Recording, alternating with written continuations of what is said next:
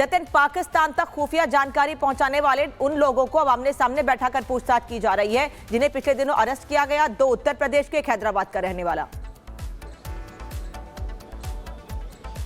बिल्कुल, देखिए गुजरात एटीएस भी दिल्ली पुलिस की स्पेशल सेल के संपर्क में है और लगातार जो 3 लोगों को गिरफ्तार किया था, और आप तीनों में कॉमन चीज देखेंगे कि वेस्टर्न यूपी के रहने वाले 2 लोग थे, एक शामली का और एक लखीमपुर खीरी का। तो किस तरीके से वेस्टर्न यूपी में इस तरीके के मॉड्यूल फैले हुए और अलग अलग जिस वाइट कॉलर टेररिज्म की आप बात कर रहे हैं उसका रैकेट कितना बड़ा है, इसी को जांचने के लिए गुजरात एटीएस इन तीनों को आमने सामने बैठाकर पूछताछ कर रही है। साथ ही दिल्ली पुलिस की स्पेशल सेल की इन्वेस्टिगेशन में जो फैक्ट्स निकलकर सामने आए हैं फरीदाबाद मॉड्यूल को लेकर, वो भी गुजरात पुलिस से शेयर किया गया है कि क्या लॉजिस्टिक प्रोवाइड करवाने में, विस्फोटक को अरेंज करने में एक वेस्टर्न यूपी, लखीमपुर खीरी और शामली से जो अरेस्ट हुए दोनों, उनका कितना रोल है, क्या इनका भी कोई लिंक डायरेक्ट तौर पर है। क्योंकि जम्मू कश्मीर से इसके तार जुड़ना, सहारनपुर से इसके तार जुड़ना, मुजफ्फरनगर में रेड्स करना, कानपुर में रेड करना और उसके बाद शामली और लखीमपुर खीरी के ये दोनों ही संदिग्ध जो कि पाकिस्तान में बैठे हैंडलर के डायरेक्ट संपर्क में थे। और यही सवाल खड़ा करता है कि i20 कार चलाने वाला उमर आखिरकार किसके संपर्क में था, किसके डायरेक्शन में था। यह भी जानकारी मिल रही है कि मल्टीपल फोन्स का वो इस्तेमाल करता था। आखिरी जो फोन लोकेशन उसकी मिली थी वो फरीदाबाद में उसी यूनिवर्सिटी, अल फजर यूनिवर्सिटी के बाहर थी। उसके बाद से उसका फोन बंद था। यह सवाल खड़ा होता है कि क्या दूसरे सिम का वो इस्तेमाल कर रहा था। अरुणाचल अली रोड पर गाड़ी i20 खड़ी रही 10 तारीख को, जिस दिन ब्लास्ट हुआ। इन सभी सवालों का जवाब ढूंढा जा रहा है और जांच जैसे जैसे आगे बढ़ रही है कई और नाम निकलकर सामने आ रहे हैं। जतिन, पाकिस्तान तक खुफिया जानकारी पहुंचाने वाले उन लोगों को अब आमने सामने बैठाकर पूछताछ की जा रही है जिन्हें पिछले दिनों अरेस्ट किया गया। 2 उत्तर प्रदेश के, एक हैदराबाद का रहने वाला। बिल्कुल, देखिए गुजरात एटीएस भी दिल्ली पुलिस की स्पेशल सेल के संपर्क में है और लगातार जो 3 लोगों को गिरफ्तार किया था, और आप तीनों में कॉमन चीज देखेंगे कि वेस्टर्न यूपी के रहने वाले 2 लोग थे, एक शामली का और एक लखीमपुर खीरी का। तो किस तरीके से वेस्टर्न यूपी में इस तरीके के मॉड्यूल फैले हुए और अलग अलग जिस वाइट कॉलर टेररिज्म की आप बात कर रहे हैं उसका रैकेट कितना बड़ा है, इसी को जांचने के लिए गुजरात एटीएस इन तीनों को आमने सामने बैठाकर पूछताछ कर रही है। साथ ही दिल्ली पुलिस की स्पेशल सेल की इन्वेस्टिगेशन में जो फैक्ट्स निकलकर सामने आए हैं फरीदाबाद मॉड्यूल को लेकर, वो भी गुजरात पुलिस से शेयर किया गया है कि क्या लॉजिस्टिक प्रोवाइड करवाने में, विस्फोटक को अरेंज करने में एक वेस्टर्न यूपी, लखीमपुर खीरी और शामली से जो अरेस्ट हुए दोनों, उनका कितना रोल है, क्या इनका भी कोई लिंक डायरेक्ट तौर पर है। क्योंकि जम्मू कश्मीर से इसके तार जुड़ना, सहारनपुर से इसके तार जुड़ना, मुजफ्फरनगर में रेड्स करना, कानपुर में रेड करना और उसके बाद शामली और लखीमपुर खीरी के ये दोनों ही संदिग्ध जो कि पाकिस्तान में बैठे हैंडलर के डायरेक्ट संपर्क में थे। और यही सवाल खड़ा करता है कि i20 कार चलाने वाला उमर आखिरकार किसके संपर्क में था, किसके डायरेक्शन में था। यह भी जानकारी मिल रही है कि मल्टीपल फोन्स का वो इस्तेमाल करता था। आखिरी जो फोन लोकेशन उसकी मिली थी वो फरीदाबाद में उसी यूनिवर्सिटी, अल फजर यूनिवर्सिटी के बाहर थी। उसके बाद से उसका फोन बंद था। यह सवाल खड़ा होता है कि क्या दूसरे सिम का वो इस्तेमाल कर रहा था। अरुणाचल अली रोड पर गाड़ी i20 खड़ी रही 10 तारीख को, जिस दिन ब्लास्ट हुआ। इन सभी सवालों का जवाब ढूंढा जा रहा है और जांच जैसे जैसे आगे बढ़ रही है कई और नाम निकलकर सामने आ रहे हैं। जतिन, पाकिस्तान तक खुफिया जानकारी पहुंचाने वाले उन लोगों को अब आमने सामने बैठाकर पूछताछ की जा रही है जिन्हें पिछले दिनों अरेस्ट किया गया। 2 उत्तर प्रदेश के, एक हैदराबाद का रहने वाला।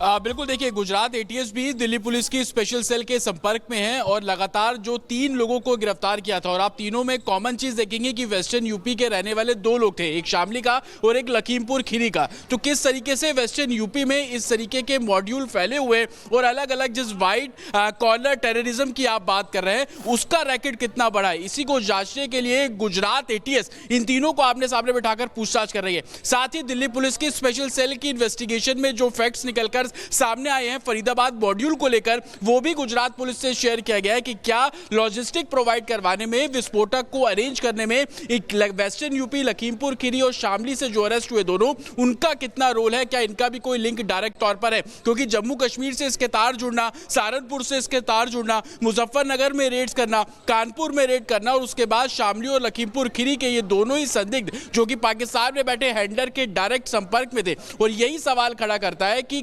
i20 कार चलाने वाला उमर आखिरकार किसके संपर्क में था, किसके डायरेक्शन में था, यह भी जानकारी मिल रही है कि मल्टीपल फोन्स का वो इस्तेमाल करता था। आखिरी जो फोन लोकेशन उसकी मिली थी वो फरीदाबाद में उसी यूनिवर्सिटी अल फजर यूनिवर्सिटी के बाहर थी। उसके बाद से उसका फोन बंद था। यह सवाल खड़ा होता है कि क्या दूसरे सिम का वो इस्तेमाल कर रहा था। और आसफ अली रोड पर गाड़ी i20 खड़ी रही 10 तारीख को जिस दिन ब्लास्ट हुआ। इन सभी सवालों का जवाब ढूंढा जा रहा है और जांच जैसे जैसे आगे बढ़ रही है कई और नाम निकलकर सामने आ रहे हैं। जतिन, पाकिस्तान तक खुफिया जानकारी पहुंचाने वाले उन लोगों को अब आमने सामने बैठाकर पूछताछ की जा रही है जिन्हें पिछले दिनों अरेस्ट किया गया। 2 उत्तर प्रदेश के, एक हैदराबाद का रहने वाला। बिल्कुल, देखिए गुजरात एटीएस भी दिल्ली पुलिस की स्पेशल सेल के संपर्क में है और लगातार जो 3 लोगों को गिरफ्तार किया था और आप तीनों में कॉमन चीज देखेंगे कि वेस्टर्न यूपी के रहने वाले 2 लोग थे, एक शामली का और एक लखीमपुर खीरी का। तो किस तरीके से वेस्टर्न यूपी में इस तरीके के मॉड्यूल फैले हुए और अलग अलग जिस वाइट कॉलर टेररिज्म की आप बात कर रहे हैं उसका रैकेट कितना बड़ा है, इसी को जांचने के लिए गुजरात एटीएस इन तीनों को आमने सामने बिठाकर पूछताछ कर रही है। साथ ही दिल्ली पुलिस की स्पेशल सेल की इन्वेस्टिगेशन में जो फैक्ट्स निकलकर सामने आए हैं फरीदाबाद मॉड्यूल को लेकर, वो भी गुजरात पुलिस से शेयर किया गया है कि क्या लॉजिस्टिक प्रोवाइड करवाने में, विस्फोटक को अरेंज करने में एक वेस्टर्न यूपी, लखीमपुर खीरी और शामली से जो अरेस्ट हुए दोनों, उनका कितना रोल है, क्या इनका भी कोई लिंक डायरेक्ट तौर पर है। क्योंकि जम्मू कश्मीर से इसके तार जुड़ना, सहारनपुर से इसके तार जुड़ना, मुजफ्फरनगर में रेड्स करना, कानपुर में रेड करना और उसके बाद शामली और लखीमपुर खीरी के ये दोनों ही संदिग्ध जो कि पाकिस्तान में बैठे हैंडलर के डायरेक्ट संपर्क में थे। और यही सवाल खड़ा करता है कि i20 कार चलाने वाला उमर आखिरकार किसके संपर्क में था, किसके डायरेक्शन में था। यह भी जानकारी मिल रही है कि मल्टीपल फोन्स का वो इस्तेमाल करता था। आखिरी जो फोन लोकेशन उसकी मिली थी वो फरीदाबाद में उसी यूनिवर्सिटी अल फजर यूनिवर्सिटी के बाहर थी। उसके बाद से उसका फोन बंद था। यह सवाल खड़ा होता है कि क्या दूसरे सिम का वो इस्तेमाल कर रहा था। और आसफ अली रोड पर गाड़ी i20 खड़ी रही 10 तारीख को जिस दिन ब्लास्ट हुआ। इन सभी सवालों का जवाब ढूंढा जा रहा है और जांच जैसे जैसे आगे बढ़ रही है कई और नाम निकलकर सामने आ रहे हैं। जतिन, पाकिस्तान तक खुफिया जानकारी पहुंचाने वाले उन लोगों को अब आमने सामने बैठाकर पूछताछ की जा रही है जिन्हें पिछले दिनों अरेस्ट किया गया। 2 उत्तर प्रदेश के, एक हैदराबाद का रहने वाला। बिल्कुल, देखिए गुजरात एटीएस भी दिल्ली पुलिस की स्पेशल सेल के संपर्क में है और लगातार जो 3 लोगों को गिरफ्तार किया था और आप तीनों में कॉमन चीज देखेंगे कि वेस्टर्न यूपी के रहने वाले 2 लोग थे, एक शामली का और एक लखीमपुर खीरी का। तो किस तरीके से वेस्टर्न यूपी में इस तरीके के मॉड्यूल फैले हुए और अलग अलग जिस वाइट कॉलर टेररिज्म की आप बात कर रहे हैं उसका रैकेट कितना बड़ा है, इसी को जांचने के लिए गुजरात एटीएस इन तीनों को आमने सामने बिठाकर पूछताछ कर रही है। साथ ही दिल्ली पुलिस की स्पेशल सेल की इन्वेस्टिगेशन में जो फैक्ट्स निकलकर सामने आए हैं फरीदाबाद मॉड्यूल को लेकर, वो भी गुजरात पुलिस से शेयर किया गया है कि क्या लॉजिस्टिक प्रोवाइड करवाने में, विस्फोटक को अरेंज करने में एक वेस्टर्न यूपी, लखीमपुर खीरी और शामली से जो अरेस्ट हुए दोनों, उनका कितना रोल है, क्या इनका भी कोई लिंक डायरेक्ट तौर पर है। क्योंकि जम्मू कश्मीर से इसके तार जुड़ना, सहारनपुर से इसके तार जुड़ना, मुजफ्फरनगर में रेड्स करना, कानपुर में रेड करना और उसके बाद शामली और लखीमपुर खीरी के ये दोनों ही संदिग्ध जो कि पाकिस्तान में बैठे हैंडलर के डायरेक्ट संपर्क में थे। और यही सवाल खड़ा करता है कि